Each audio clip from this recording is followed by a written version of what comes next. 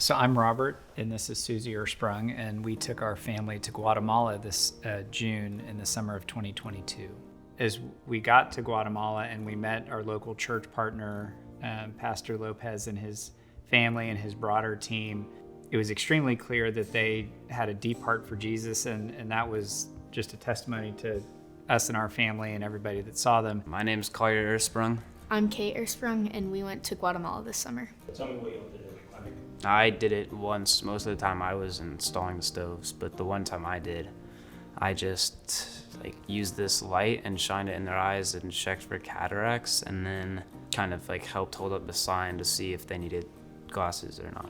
So to most of the homes that we would go out to would be in the countryside. These would often be some version of a metal shack with no front wall.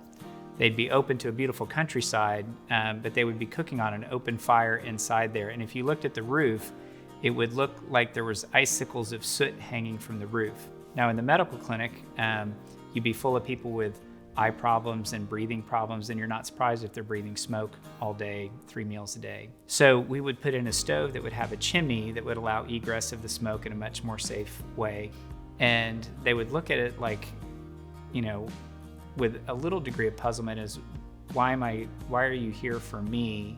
And it just gave such a window to share that God loves you and God loves me, and God calls us to care for each other. And it gave such an easy window to open the gospel at whatever level they were ready to receive.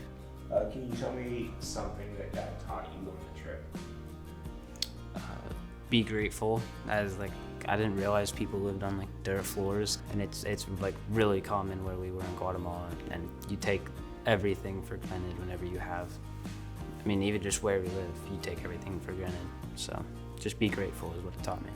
Yeah, I think the same thing for me. Just be really grateful, because I didn't really understand how privileged we were and how lucky we were to live where we live in. I think as a parent, it was a really neat opportunity to see your kids kind of stand on their own 2 feet and serve right alongside you and the other adults in a very meaningful way. I remember seeing one little girl, I don't think it was the day you were there, you might have been there, and she puts on her pair of glasses and she goes, Claudio, like it was the first time she'd seen clear in I don't know how long. But I mean, her face just exploded with joy that this is different.